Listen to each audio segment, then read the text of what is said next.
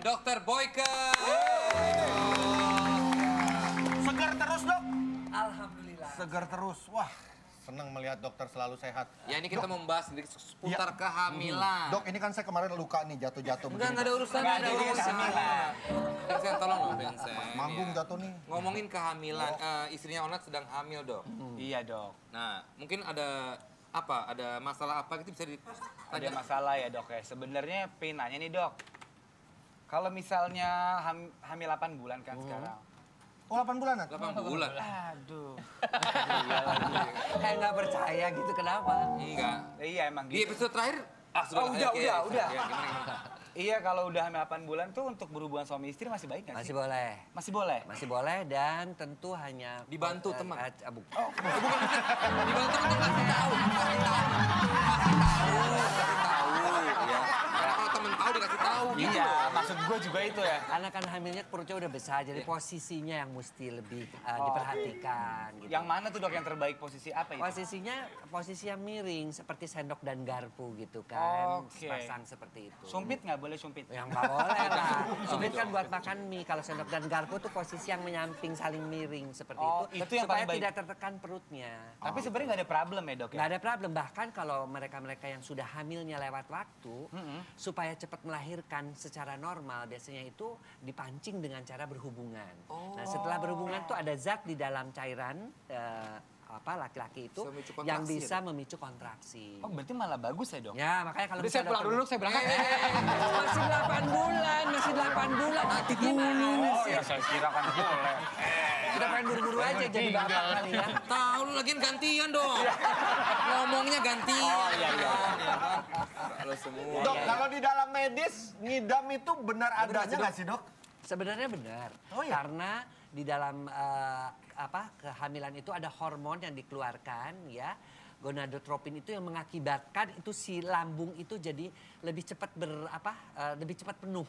Oh iya. Gitu loh. Jadi lambat mencernanya ya. Tapi apa aneh-aneh gitu, Dok? Maksudnya Ya. pengen ubi cilembu jam 2 Nah, malam enggak, misalkan. itu sih lebay biasanya. oke. Nah, biasanya perempuan-perempuan yang ngidamnya berlebihan tuh laki-lakinya kurang perhatian.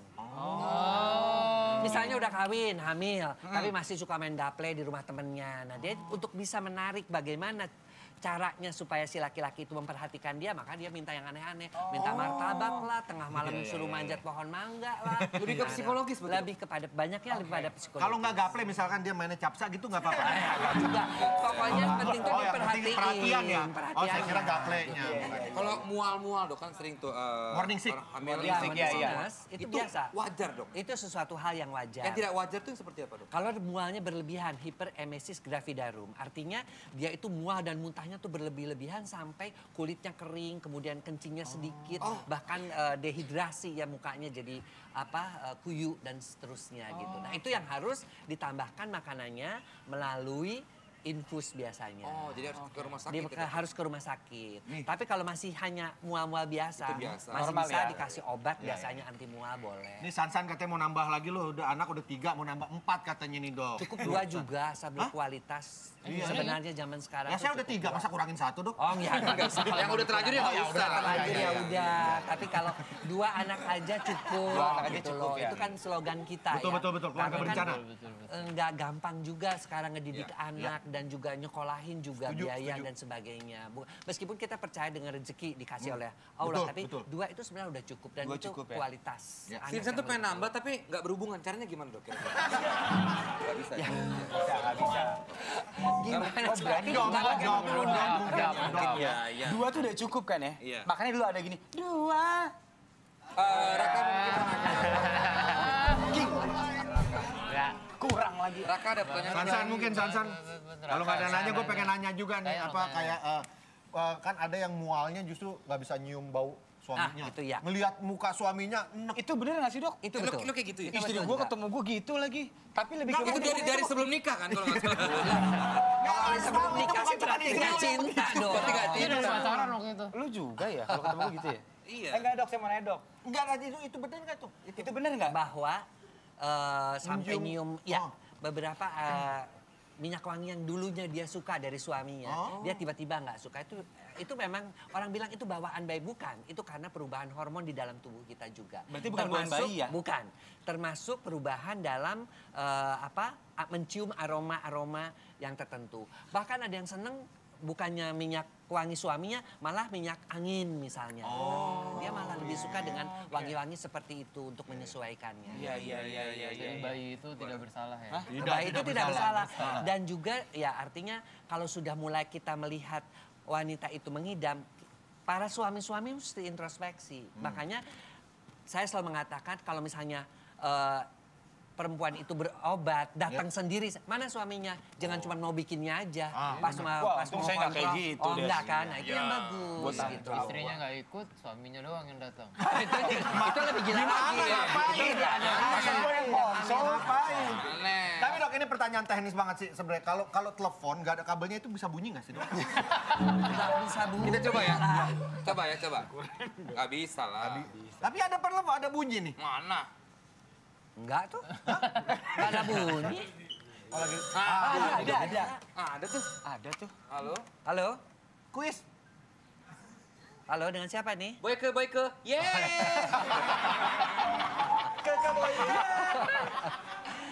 Ke Boyke. Halo, Pak. Halo, selamat malam. Halo? Ini dia mau nanya nih. Halo. Iya, selamat malam Pak Boyke. Selamat malam. Selamat Saya malam. Ivan, Pak. Ya. Kenapa Ivan? Saya Ivan dari Tangerang. Mau nanya apa? Mau nanya apa? Mau nanya, katanya kalau mau cepat hamil itu kan ada perhitungan masa suburnya ya? Iya. Itu tuh gimana sih, Pak Dokter? Hitungannya tuh kayak gimana? Iya, jadi biasanya adalah kita tentukan masa subur. Masa subur itu adalah hari ke-11 sampai hari ke-17 dihitung dari haid yang pertama pada siklus 28 hari. Ya, jadi kalau misalnya istrinya mens tanggal 1, Ya. maka masa suburnya adalah tanggal 12 sampai dengan tanggal 18. Nah, disitulah mesti digenjot hubungan 2 hari sekali. Supaya jadi. Supaya jadi. Tapi jangan tiap hari juga, tiap hari nggak bagus. Jadinya ya. encer ya dok ya? Bukan, sperma yang keluar sperma yang muda. Kalau sperma yang muda nggak memudahkan terjadi kehamilan. 2 hari sekali, jadi tanggal 12, 14, 16, 18. Terjawab Ivan. Ivan. Berarti Pak, Pak Boyke? Kenapa? Pak Boyke? Ya. Pak, berarti kalau misalnya kita melakukan hubungan intim, hubungan badan di bawah tanggal 12 itu? Ya nggak akan jadi. Nggak bisa, nggak bakal. Nggak, lu nyarinya pengen jadi atau enggak sih? Pengen jadi justru Jadinya nggak jadi. Dia justru Nggak bener ini. Lu mau cari aman ya? Itu nggak boleh itu. Lu mau cari aman lo. Itu jangan itu. Jangan. Kalau memang lo mau nyari masa subur, lo panggil subur. Di mana udah? Kesini kau sekarang subur. Thank you Van ya. Ya, thank you Ivan dari Tangerang. Oke ya. Dulu kebetulan Ona juga pakai kalender nggak waktu merencanakan punya baby? Kalender. Kok ketawa sih Vincent? Kenapa Ini tuh? bangkunya jatuh Pak. Saya pakai kalender dulu. Kalender. Iya. Cara ngitungnya dulu gimana? Cara ngitungnya saya sama kayak Dokter Boyke. Apa tadi 11 ya, 11 hari. 11 Oke. ke 17. Makanya saya pastiin biar langsung jadi karena saya pengen dapat momongan cepet-cepet. Oh pengen cepet. Sangat pengen cepet. Iya. Sangat pengen cepet saya. Gitu. Oke. Oke? Udah ngerti kamu? Dan ternyata sekarang hamilnya sudah 8 bulan. Sudah 8 bulan. Nikahnya kapan ya? Ya pasti. Nikahnya tuh 8 bulan yang lalu. Iya. Di Februari. Ya, jadi nggak kecolongan lah. Artinya sesuai dengan Sesuai usia. dong. Sesuai. Enggak juga dok. Pak ya. Enggak dok. Kita ngomong yang lain dok. Tapi yang saya mau tanyakan mungkin dok, bukan tanyakan sih, lebih apa sih saran-saran juga buat pasangan-pasangan muda Iya, milenial. yang mau cepet ya. Yang mau cepat, bahkan juga mungkin seks yang sehat bagi kaum milenial sekarang. Ya, yang pertama adalah bahwa hamil itu adalah sesuatu hal yang fisiologis. Yes. Dan seperti kita atlet ya, jadi harus dipersiapkan. Makanya pentingnya premarital check up, pre-pregnancy check up. Termasuk infeksi-infeksi terhadap tokso, rubella dan sebagainya. Kemudian cek darah segala macam. Nah, makanan juga mesti dipilih. Kalau pengen hamilnya bagus, makanannya tuh juga proteinnya mesti tinggi. Terutama susu, kan banyak perempuan-perempuan takut gemuk, ya, nggak mau minum susu. Nah itu juga jelek nantinya. Oke. Kemudian buat orang milenial juga jangan terlalu banyak handphone.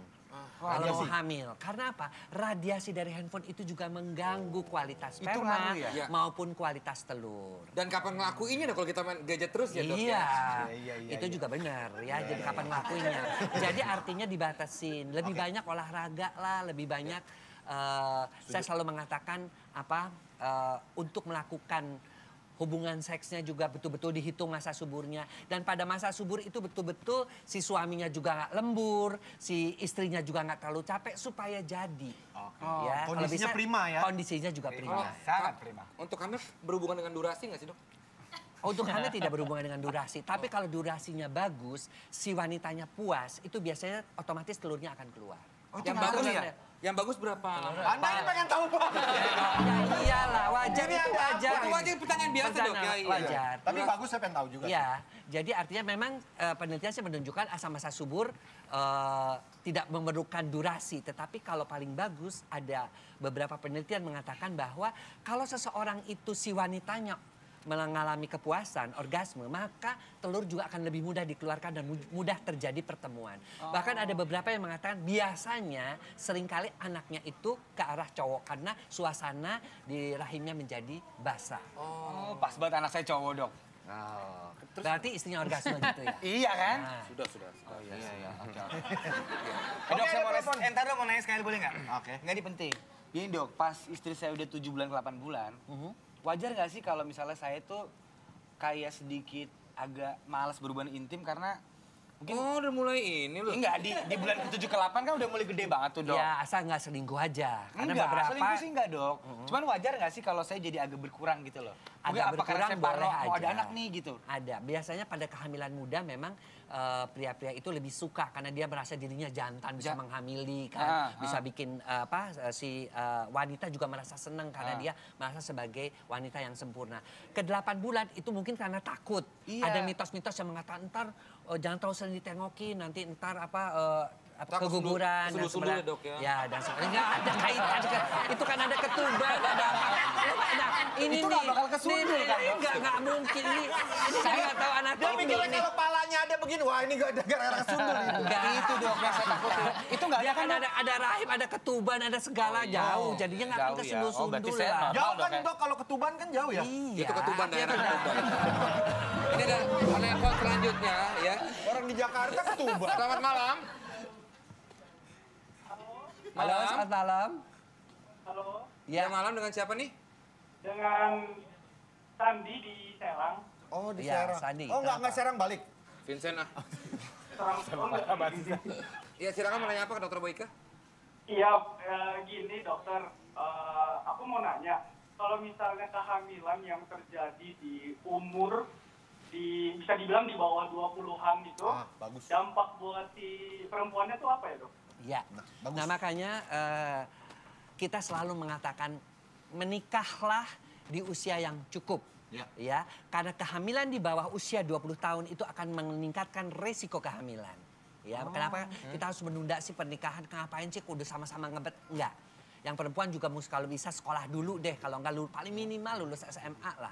Nah, karena apa? Itu satu pertama adalah di bawah 20 tahun. Satu, resiko terjadinya preeklamsi artinya hipertensi, ya. Resiko terjadinya partus prematur. Ya, jadi lahirnya lebih mudah. Resiko terjadinya gangguan-gangguan pada si istrinya sendiri, termasuk nanti lahirnya harus sesar. Karena pas disuruh ngeden, panggulnya itu belum cukup. Panggulnya belum cukup, sehingga persalinannya tidak bisa berjalan secara normal. Makanya disebut dengan kehamilan resiko tinggi.